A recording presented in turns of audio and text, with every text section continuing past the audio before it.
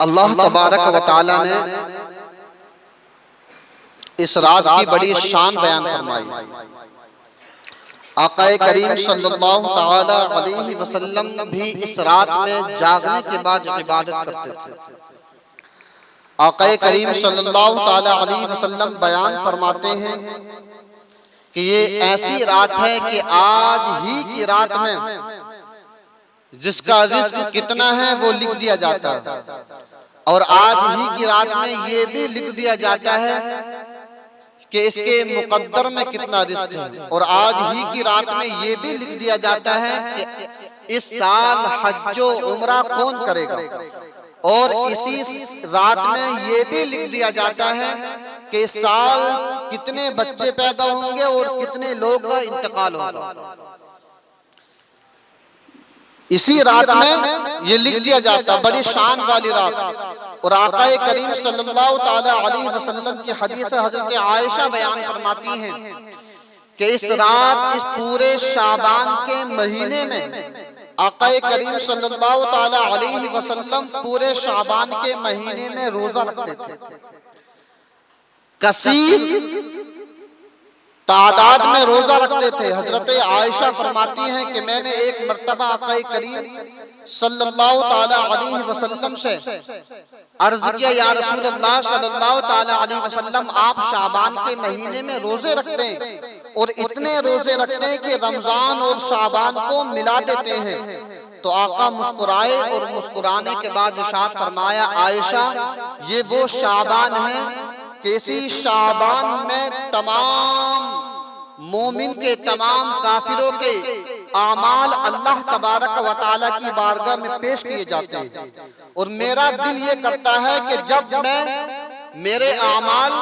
اللہ تبارک و تعالی کی بارگاہ میں پیش ہوں تو میں روزے کی حالت میں ہوں، اس وجہ سے میں روزہ رکھتا ہوں۔ یعنی شعبان المعظم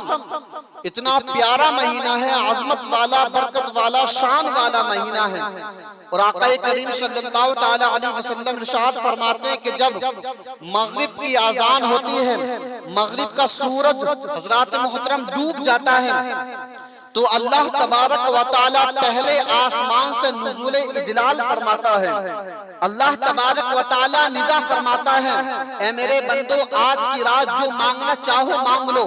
اے میرے بندو اگر تم سے گناہ ہو گیا ہو تو آؤ میری بارگاہ میں آ جاؤ اور ایک آنسو بہا کر کے مجھے راضی کر لو۔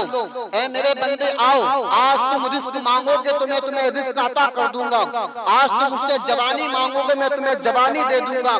آج تم مجھ سے تمام اولاد مانگو گے میں تمہیں اولاد سے سرفراز فرما دوں گا، آج تم مجھ سے چاندی سونا مانگو گے تو میں تمہیں عطا کروں گا۔ آقا کریم صلی اللہ تعالی علیہ وسلم بیان فرماتے ہیں کہ پہلے آسمان سے اللہ تبارک و تعالی نزول اجلال فرماتا ہے اور اعلان فرماتا ہے، اے میرے خطاکار بندو آ جاؤ میری بارگاہ میں آ جاؤ، اے مسلمانوں آ جاؤ میری بارگاہ میں آ جاؤ، اے میرے خطاکار بندو، گنہگار بندو آ جاؤ۔ حضرات محترم، اللہ تبارک و تعالی نبی ارشاد فرماتے ہیں کہ یہی اعلان پوری رات ہوتے رکھتا ہے یہاں تک کہ فجر کی اذان ہوتی ہے۔ میں آپ سے پوچھنا چاہتا ہوں، اللہ تبارک و تعالی تو اتنا مہربان ہے، اللہ تبارک و تعالی تو اپنے بندوں کو بخشش کے لیے بہانے حضرات محترم ہمیں عطا فرماتا ہے، کبھی شب برات دے کر کے، کبھی شب قدر دے کر کے،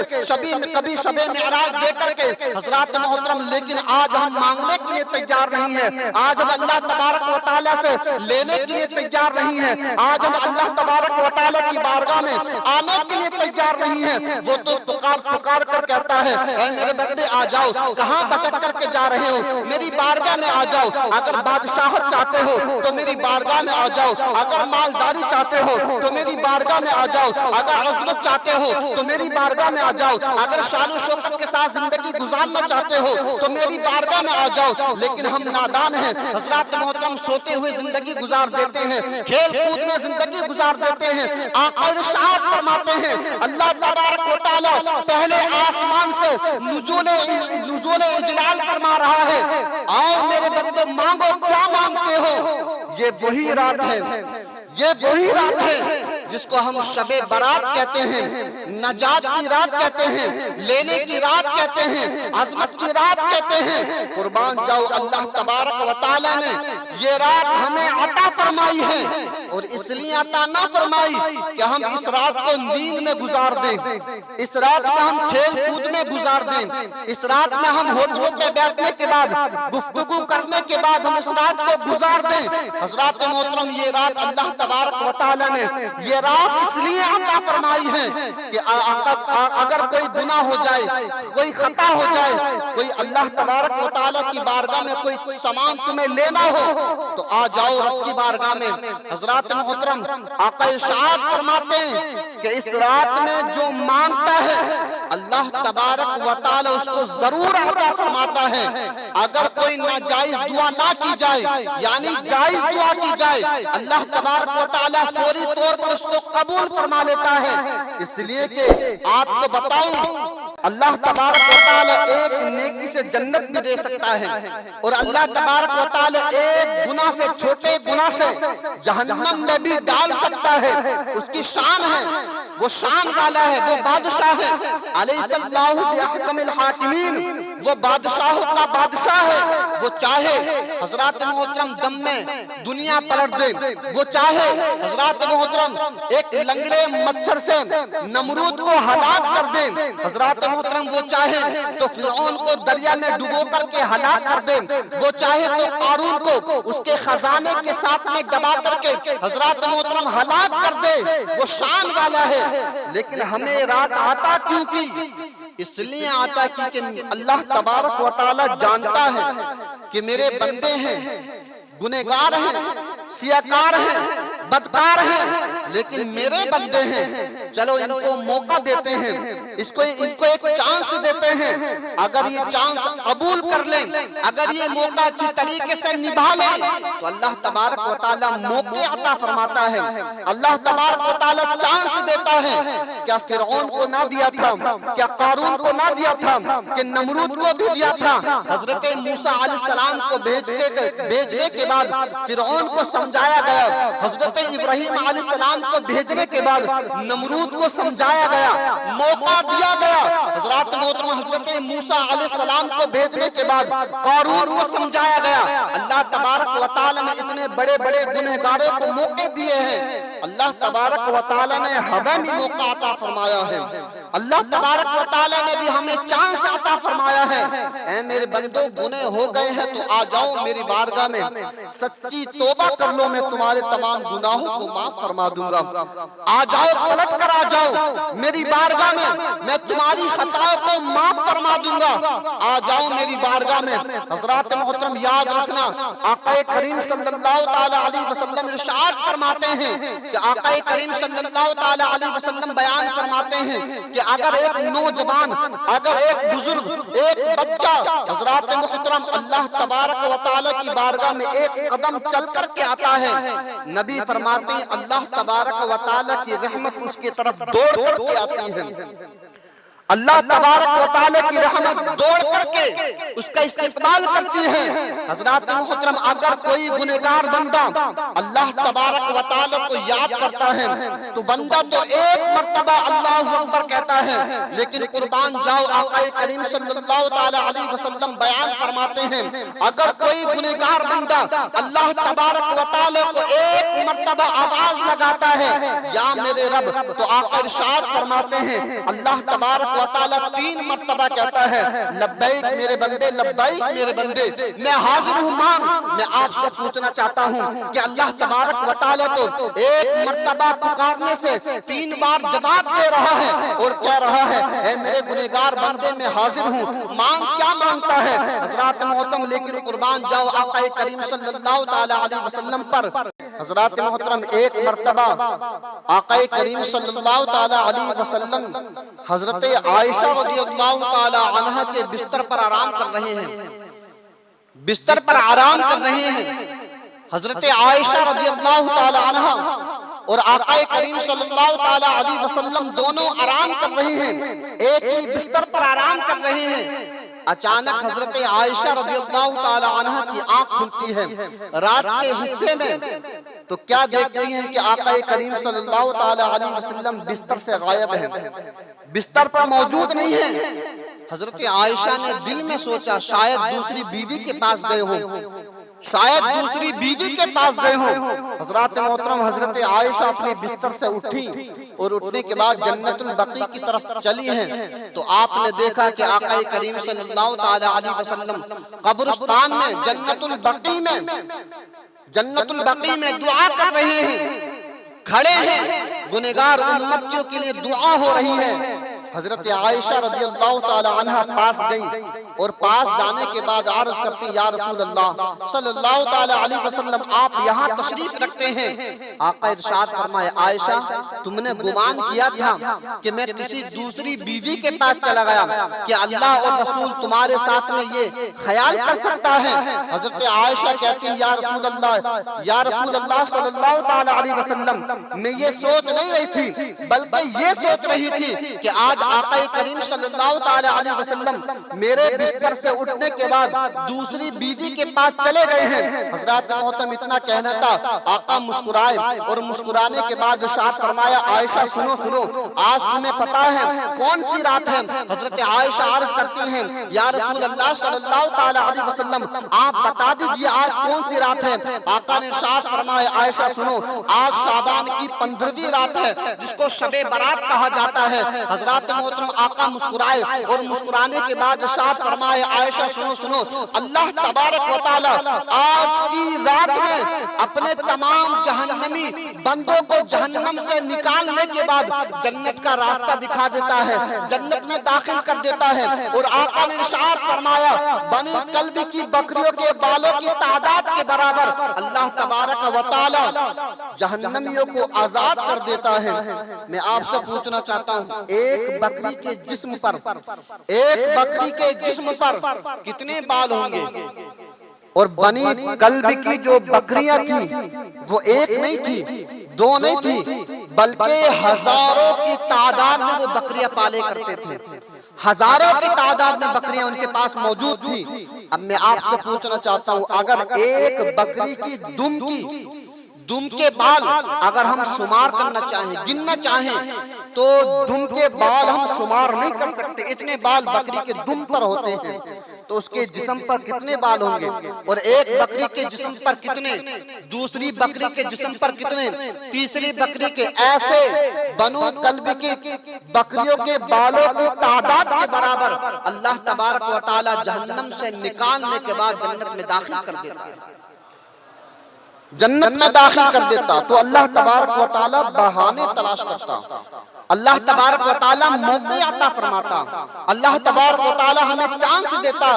کہ اے میرے بندے آ جاؤ شب برات دے رہا ہوں اس میں آ کر کے معافی مانگ لو، شب قدر دے رہا ہوں اس میں آ کر کے معافی مانگ لو، شب معراج دے رہا ہوں اس میں آ کر کے معافی مانگ لو۔ حضرات محترم اور اس رات کی شان یہ ہے، اس رات کی شان یہ ہے، آقا کریم صلی اللہ تعالی علیہ وسلم بیان فرماتے ہیں ایک روایت کے مطابق کہ آسمان پر جتنے بھی تارے ہوتے ہیں اللہ تبارک و تعالی آج کی رات میں اتنے جہنمی نکال کر کے جنتی بنا دیتا ہے، جنت میں داخل کر دیتا ہے۔ اور آقا کریم صلی اللہ تعالی علیہ وسلم بیان فرماتے ہیں کہ اللہ تبارک و تعالی نے مجھے اجازت دی ہے شفاعت کی، اللہ تبارک و تعالی نے مجھ سے ارشاد فرمایا، نبی فرماتے ہیں کہ اے میرے نبی اگر تم چاہو تو اپنی آدھی امت کو بے حساب جنت میں داخل کر لو، یا تم چاہو تو شفاعت لے لو۔ تو آقا ارشاد فرماتے ہیں کہ میں نے اللہ تبارک و تعالی سے شفاعت لی ہے، اللہ تبارک و تعالی سے شفاعت لی ہے، اور آقا ارشاد فرماتے ہیں میں شفاعت کروں گا اپنے تمام گنہگار امتیوں کی شفاعت کر کے ان کو جنت میں داخل کر دوں گا۔ یہ نبی کریم صلی اللہ تعالی علیہ وسلم کی محبت ہے۔ اور اس رات کی شان دیکھیں، اس رات کی شان یہ ہے کہ ایک مرتبہ حضرت عیسیٰ علیہ السلام کا گزر ایک پہاڑ سے ہوا، تو جب آپ پہاڑ کی چوٹی پر گئے تو پہاڑ پر آپ نے دیکھا ایک بہترین پتھر، گول پتھر، بالکل سفید پتھر، جس طریقے سے انڈا ہوتا ہے بے خوبصورت پتھر، تو حضرت عیسیٰ علیہ السلام نے جب اپنی نظر اس پتھر پر ڈالی تو آپ تعجب میں پڑ گئے کہ یار کتنا خوبصورت پتھر ہے، کتنا حسین پتھر ہے، کتنا جمیل پتھر ہے۔ حضرات محترم، اللہ تبارک و تعالی کی بارگاہ سے ندا آئی، اے میرے نبی، اے عیسیٰ، اس میں تعجب کی بات کیا ہے؟ اگر تعجب کی بات دیکھنا چاہتے ہو تو اس کے اندر دیکھو۔ تو حضرت عیسیٰ علیہ السلام نے رب کی بارگاہ میں عرض کی، یا رب کائنات، یا پروردگار عالم، اس پتھر کے اندر کیا ہے میں دیکھنا چاہتا ہوں۔ تو اللہ تبارک و تعالی کی قدرت سے وہ پتھر دو ٹکڑے ہو گیا۔